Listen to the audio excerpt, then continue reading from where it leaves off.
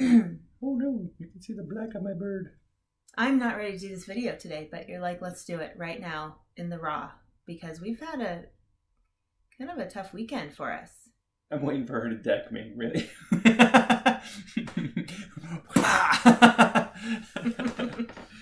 No. Oh my goodness. No, we're going to be really honest with you guys. We don't have knockdown drag out fights like we used to. What? I don't think we have. I know, I haven't had to call 911 in an awful long time. There's just been those few times where you've threatened me with a chainsaw. Wow. I don't think so. But oh my goodness. Knives. Oh, chainsaws. But I think sometimes if things keep going along and you think everything's great and then one spouse starts to withdraw or starts to emit behavior that's unusual, then something's not right. And that was this weekend with Tim. And I didn't know if it was me or if I should just let him figure it out.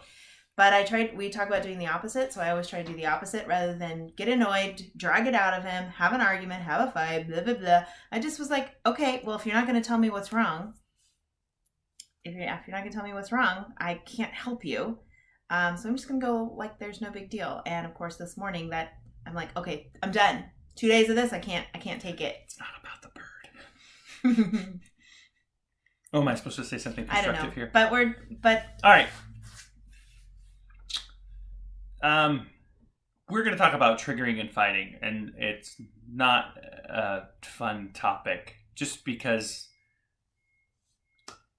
it's not a fun topic. Because it's not. But you need to know what buttons of your spouse that you're pressing. Yeah. And I think a lot of that time I was trying to figure out if I'm really angry with her or am I angry with myself.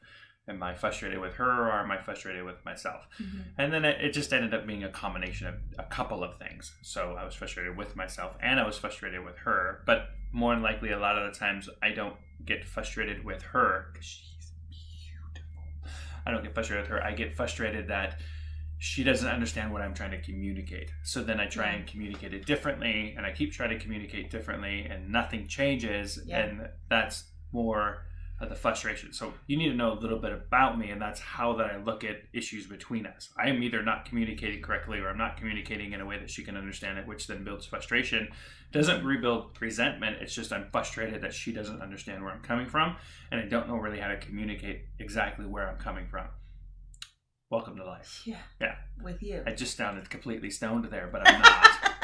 but that's really, honestly, that's the thing. You want to communicate, but you can't. And the other person, and any example that you bring in is either an old example that's been attached to some other issue, so that you can't really bring that example in, even though that example at this moment is the right example. So it's really, really frustrating. That is, because women are notorious for bringing up past stuff. Yeah, so you'll bring up a past stuff that's an example, and I'm like, well, that does not pertain to this issue. Yeah. It's just, this is an example. So I think one of the biggest breakthroughs, and my friends know this, maybe they don't, but you will now, and this will make complete sense. I am an extremist by nature. I either have the heat all the way on or the window all the way down. There is no happy medium with me. That's emotional as well. Yeah, great. Which is, horrible for her. I am either passionately all over you or shut down. Not.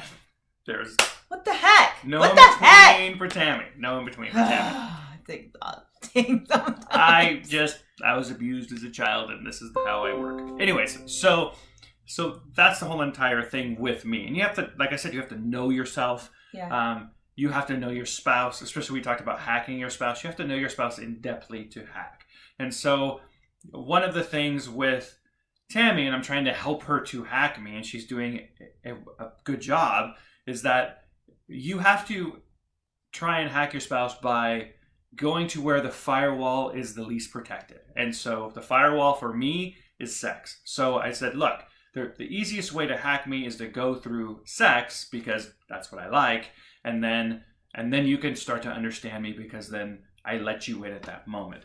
If it's video games, then you're going to have to play video games with your spouse. It's working on the car, it's working on the car. If it's doing hair and the nails, massage, whatever she needs, you go where there is the least defense rather than trying to go in for the highest defense. I get that now. I didn't get that when we were talking about this morning. Yeah. I understand. And that's the third time I've communicated that same thing, that you literally... Differently, though. Yeah, but you have to start where the defenses are the least. When you said firewall, I didn't get it this morning. I understand it now. I'm using hacking terms, maybe, because I'm a dork and a nerd. But she did a great job of writing down our triggers and our responses to the triggers. Mm-hmm. And these kind of hurt. It actually hurts when you're being told what your trigger is. And then you're like, Sorry, I didn't know that bothered you. It hurts. On the other side, it's really refreshing when I had a different name for it than she had. And then it's like, okay, I like your name better because it's less threatening than the name that I put on it. So I will be completely honest. Yeah. If I feel disrespected at all, and I would say from anyone, the first thing I do is I shoot back sarcasm. And I do it very quickly, very harshly, and it's very meanly. I do it very quickly. These are my triggers. Button pushers, so when we're fighting, fighting and she disrespects me, I come back with sarcasm, and it's hard and fast. And then right after that sarcasm, I do the one thing that I know she hates is I put up a wall and I shut down. So now there is no emotion at all coming from this point of view. She, your wife, is an emotional being. Mm-hmm. And so I immediately cut the tie that she's drawn to me with, which is stupid. I cut all of the emotion and put up a wall. And then that leads into my button pushing of being ignored. Now I'm feeling like I'm over here by myself. I'm ignored. And that leads me to be a little sarcastic and snotty, which then I put frustrated, and I withdraw or pull away. So for the first trigger, the first thing that we do is put up walls, and we call each other names. We don't call each other names. Well, you know what I mean. That's based on bringing it down to childlike level. Oh. Call each other names. We don't call each other names. And we don't call each other put names. up walls. I don't agree with that. Oh, all right, fine. But we're very sarcastic, and we put up walls. All right, whatever. We immediately cut the thing that brings us together. We're emotionally attached. And now we're disconnected. And now we're immediately disconnected. And in the disconnect, I feel ignored. So that's my button push. Right. Another one of mine is feeling controlled. Do the dishes. When I feel controlled, I pull away, or I resist, or I go cold. I get rigid when I feel controlled. I don't like that. And then that makes him feel frustrated. Yes. Back into his button pusher. His second one is being frustrated. So then I yell. Mm-hmm. I have a very short temper. And then I put on realistic expectations. So basically, I'm going to yell at you to control you. I'm going to short temper that goes along with me yelling. And then I'm going to give you an expectation or a thing to control you that you possibly cannot. And that leads into this literally is going from back and forth as we're doing this, you guys. This is a big deal to me. So I feel inadequate. Because I put those... unrealistic expectations. May not be realistic to him, but not to me. So now I feel inadequate. That I'm not living up to what I need or what I'm supposed to do. I'm not good enough. I feel hopeless. And I cry. Yep. And then the moment that she feels inadequate, we've already shut off. She's already gone cold. We're already sarcastic. Then I am a reciprocal or transactional person. So in other words, if you did this for me, then I get the equal opportunity to do the same thing or buy the same thing, emotionally, sexual, same. It doesn't matter. It's just, it has to be this perfect equation and if it's not all of the time. If it's not, I then shut down, close off, withdrawal, and I am basically a roommate. And then we're back to the ignoring. We're back and around and around. And that is our whole fighting circle. Yeah. And I would say if it's not, I shut down a lot. When I shut down, it means I put up the wall, stop having conversations, go do my own thing. I'm nice. I'm just a roommate. Asexual. I don't think you're ever going to be asexual. But I want you to know, we are literally having this today. And we're very real. So, it's not like everything's great all the time. But this is real. We haven't had a screaming fight. We've discussed this. We've talked about this morning.